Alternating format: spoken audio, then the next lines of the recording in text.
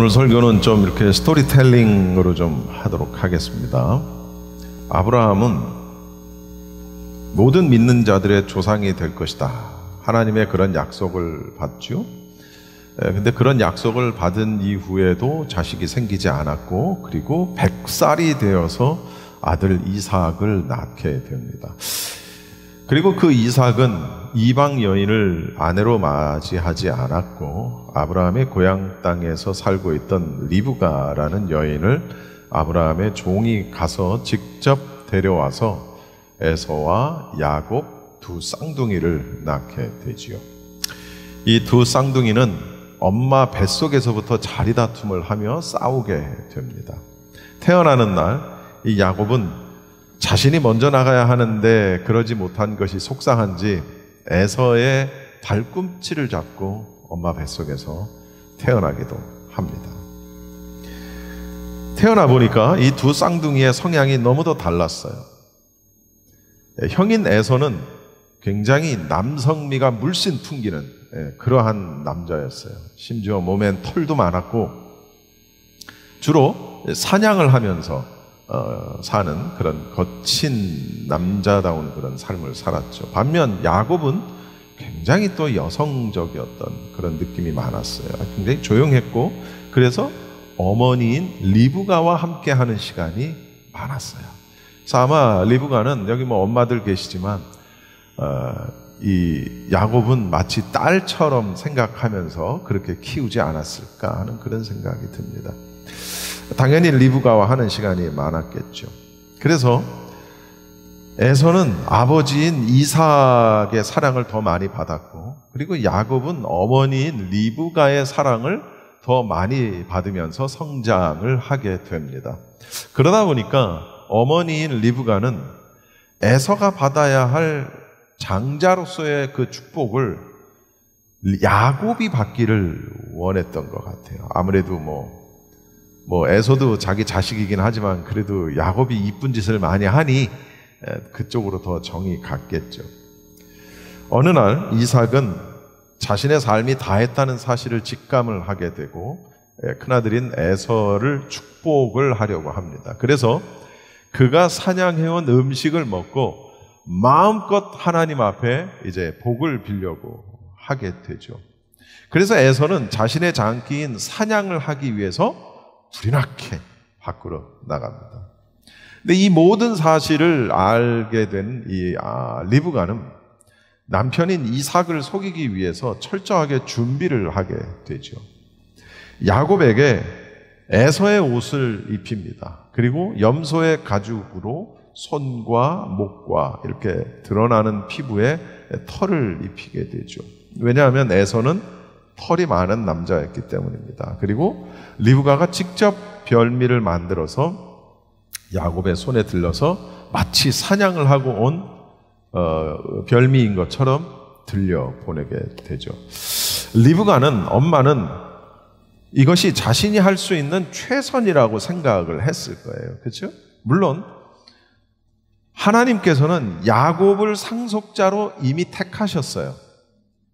하지만 리브가의 그러한 행동이 하나님의 뜻을 이루는 일일지언정 하나님의 뜻을 따르는 방식은 아니었다는 것이죠. 이 리브가에게는 하나님께서 명하신 일이니까 하나님이 이루실 것이다 라는 믿음이 없었던 거예요.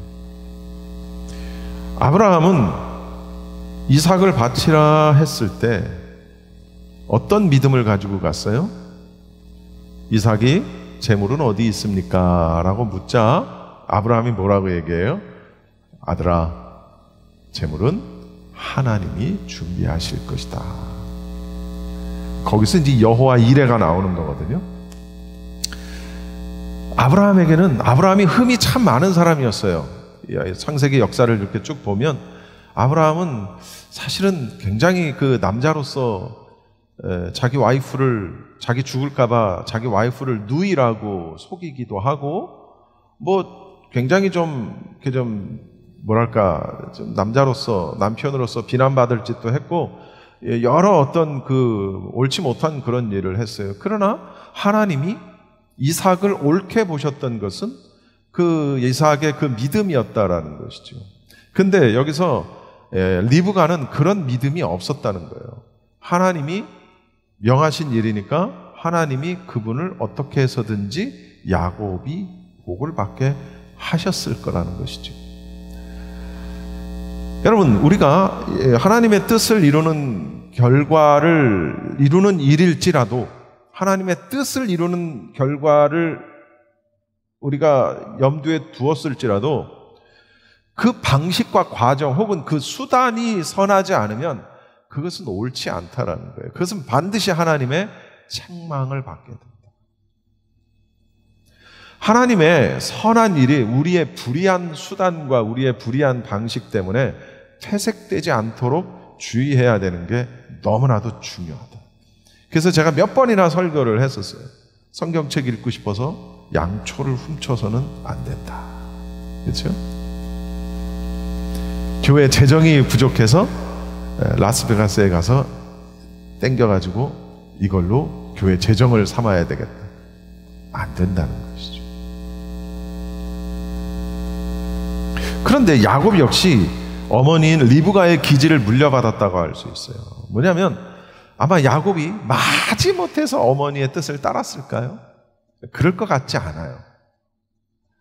무슨 얘기냐? 적극적으로, 어떻게 보면 자기도 적극적으로 아버지 이삭을 속이는 일에 가담을 했을 거예요. 왜냐하면 예전에 야곱은 죽 한 그릇으로 자기 형인 에서의 장자의 명분을 샀다고 얘기를 해야 될지 모르겠지만, 그런 것처럼 별미로 아버지를 속여서 장자의 축복을 얻어내고야 만 거예요. 그러니까 하나님께서 아브라함에게 주셨던 약속, 그리고 그 복을 이렇게 전승하는 거룩한 의식이 거짓과 속임수로 얼룩졌다라는 것이죠. 내 생각과 너희 생각은 다르니라. 이게 하나님의 말씀이에요. 내 생각과 너희 생각은 다르니라. 여러분, 우리에게도 사람의 방식으로 하나님의 일을 시도하려는 그런 시도가 우리에게 있지 않은지를 한번 살펴봐야 되는 것이죠. 이것은 하나님 일을 하는 거야. 이건 교회를 위한 일이야.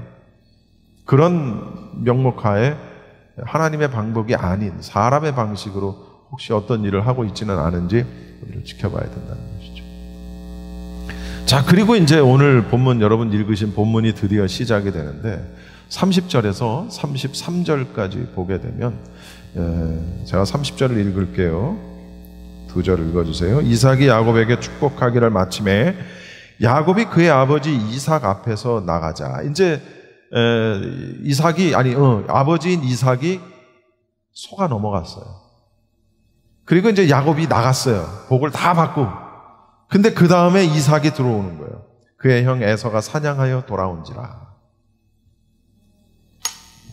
그가 별미를 만들어 아버지에게로 가지고 가서 이르되, 아버지여, 일어나서 아들이 사냥한 고기를 잡수시고 마음껏 내게 축복하소서. 그의 아버지 이삭이 그에게 이르되, 너는 누구냐? 그가 대답하되, 나는 아버지의 아들 곧 아버지의 맏아들 에서로소이다. 돌아온 에서가 자기가 사냥한 고기를 맛있게 만들어가지고 아버지 이삭에게 바치면서 이 별미를 드시고 나를 마음껏 축복해 주세요 라고 요청을 하게 돼요. 근데 야곱도 알아채지 못한 이삭이 자신이 가장 사랑하는 아들인 에서도 못 알아봅니다. 에서와 친밀한 관계를 누렸던 이삭이 아무리 눈이 어두워도 그렇지 아들의 채취를 못 알아챌 리가 없지 않을까요? 어쩌면 이삭은 아들 에서를 물론 사랑했지만 실은 에서가 가져다주는 사냥한 고기에 더 관심이 있지 않았을까, 그런 생각도 해보게 되는 겁니다.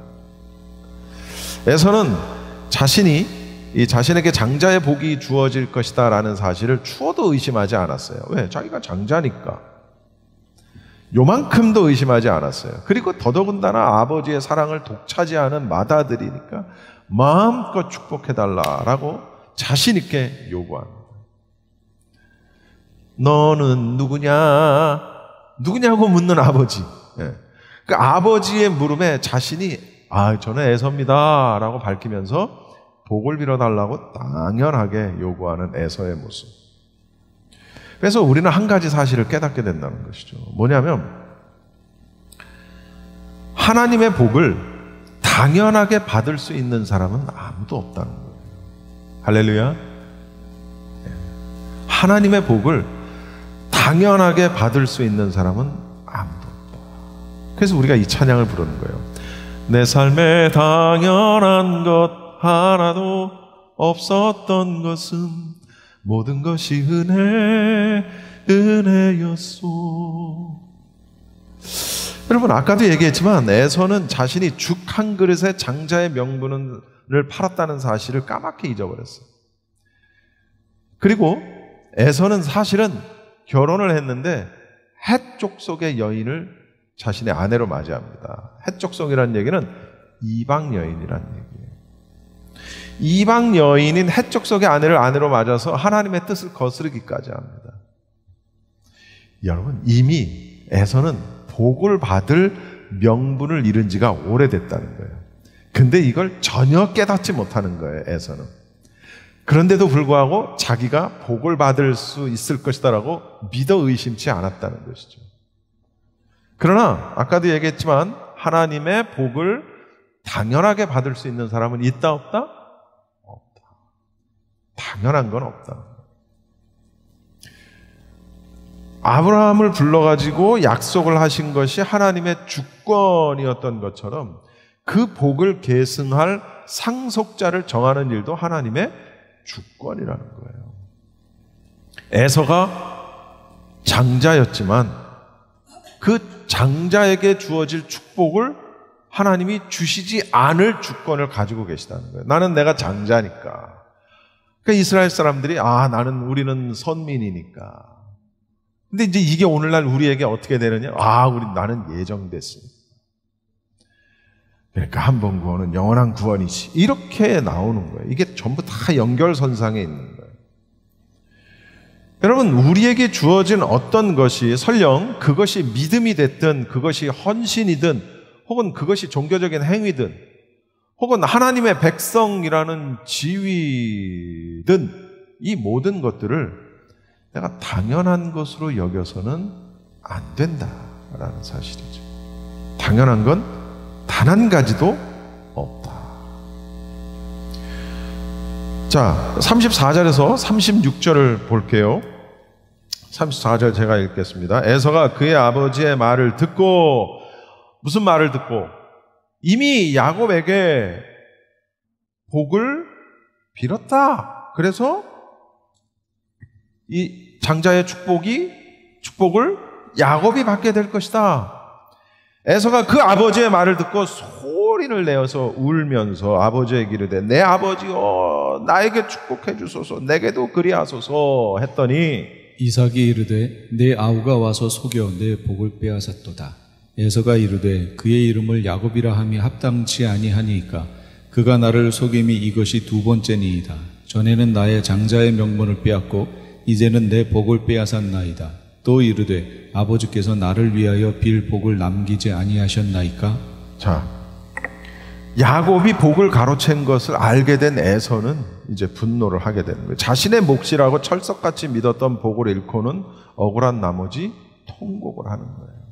그러니까 에서는 장자의 축복이 얼마나 중요한 것인지를 알아요, 몰라요? 알았어요. 장자의 축복이 얼마나 큰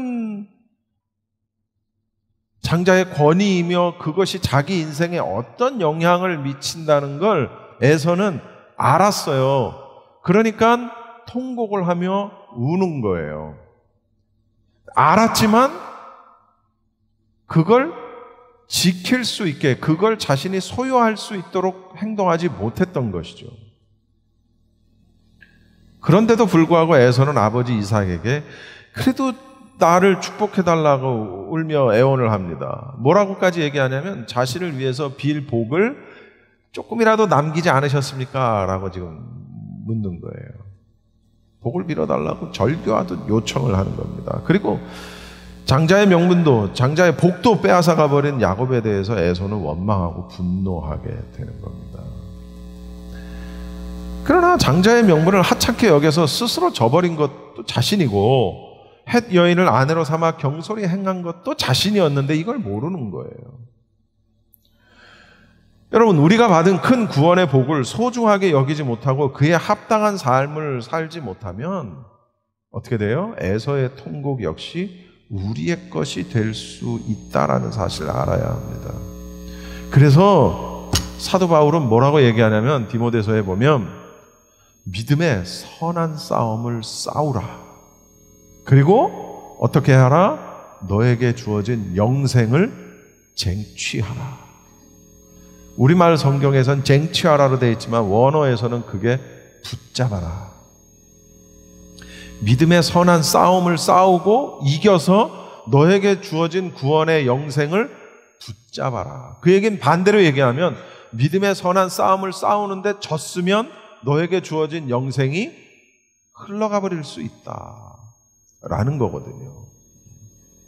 한 번 구원은 영원한 구원 아니죠? 자신을 위해서 빌 복이 남아있냐, 남아있지 않냐라고 물었던 에서에 대해서 이삭은 이렇게 대답합니다. 37절에서 40절인데요. 이삭이 에서에게 대답하여 이르되 내가 그를 너의 주로 세우고 그의 모든 형제를 내가 그에게 종으로 주었으며 곡식과 포도주를 그에게 주었으니 내 아들아 내가 네게 무엇을 할 수 있으랴.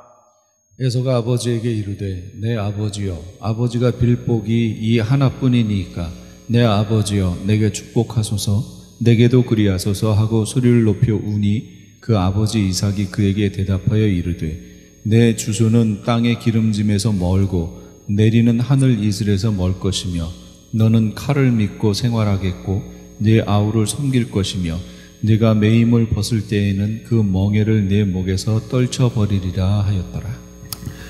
이삭이 에서에게 알려준 에서의 장래는 굉장히 암담했던 것을 보게 됩니다. 그가 살 땅은 굉장히 척박하고 그의 삶은 전쟁과 폭력이 어때요? 끊이지 않을 것이며 동생인 야곱을 섬기게 될 것이다. 그래서 그 이후에 그 진짜 어떤 삶을 살게 되는지를 잠시 좀 말씀을 드리면, 훗날 에돔 족속이 바로 에서의 후손입니다. 에돔 족속, 성경에서 말하는 에돔 족속이 에서의 후손인데요. 내 아우를 섬길 것이며, 이 에돔과 야곱의 후손인 이스라엘이 다툼을 벌이게 됩니다. 그래서 에서에게 주어진 이 약속은 네 아우를 섬길 것이며 라는 이 약속은 끊임없이 지속되고 또 전적으로 실패하지는 않을 투쟁, 그러니까 야곱으로부터 자유를 얻기 위한 끊임없이 이어지는 그들의 투쟁을 내비치고 있는데요.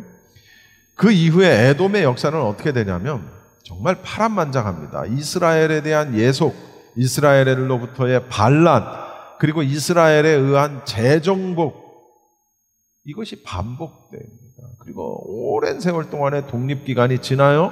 그 다음 에돔인들은 사울에게 패하게 됩니다. 후에는 다윗에 의해서 또 정복이 되게 돼요.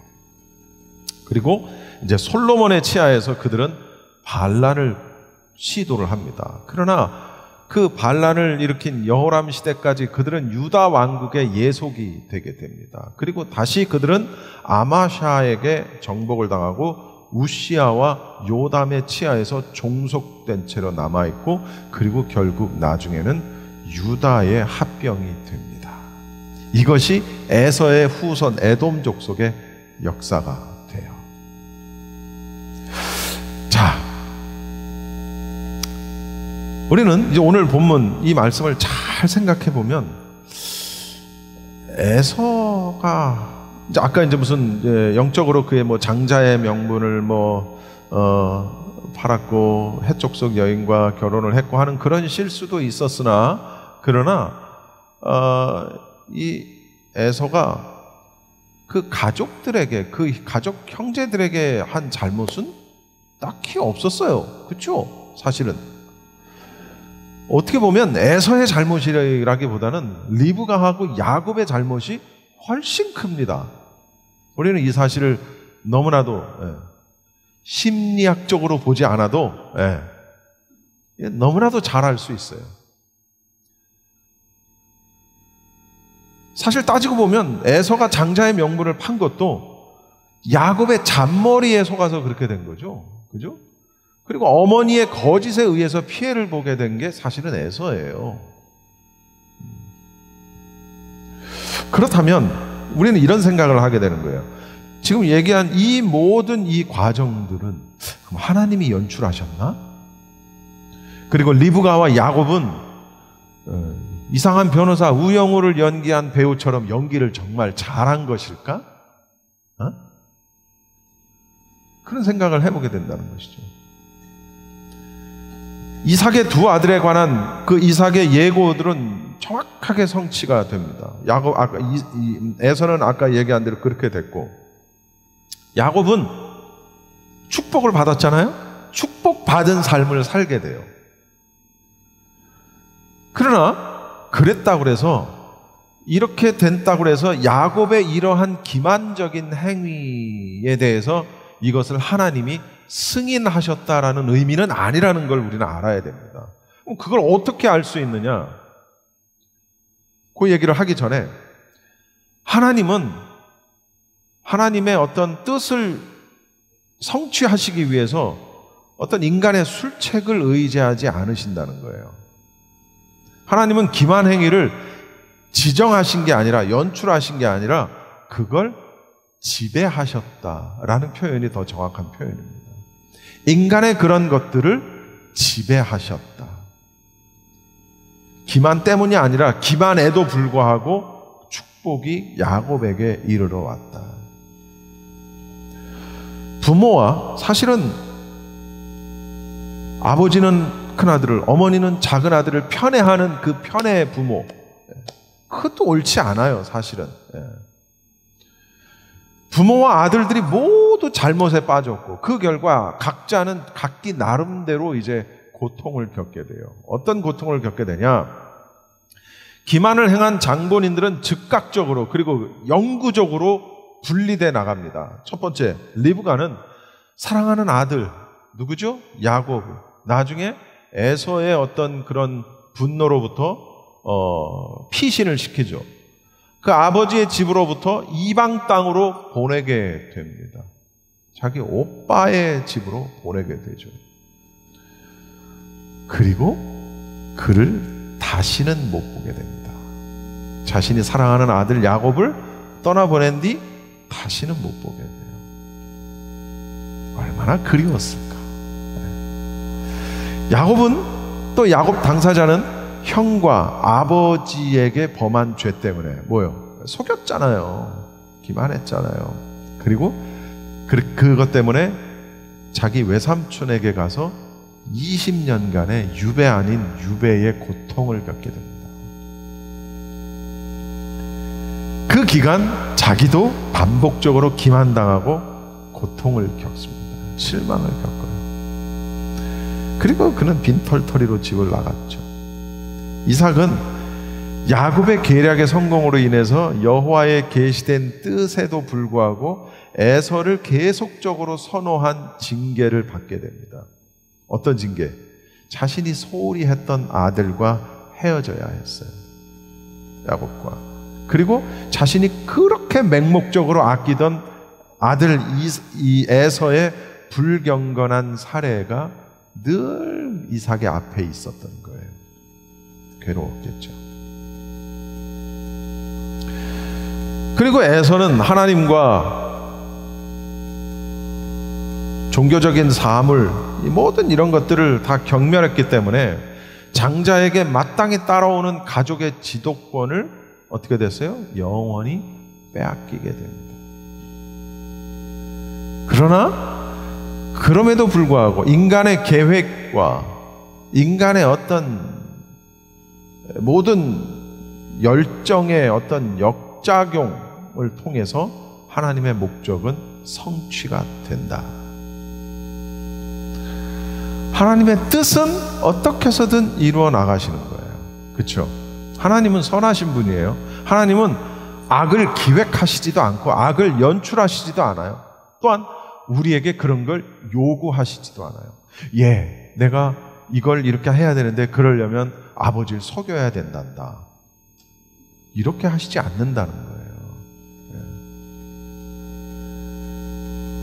다만 우리의 악함을 지배하시고 결국은 그걸 통해서도 어떻게 해요? 하나님의 당신의 뜻을 이루신다는 거예요.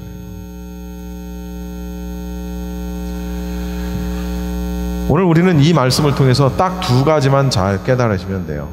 첫째, 어느 누구도 하나님의 복을 당연하게 받을 수 있는 사람은 없다.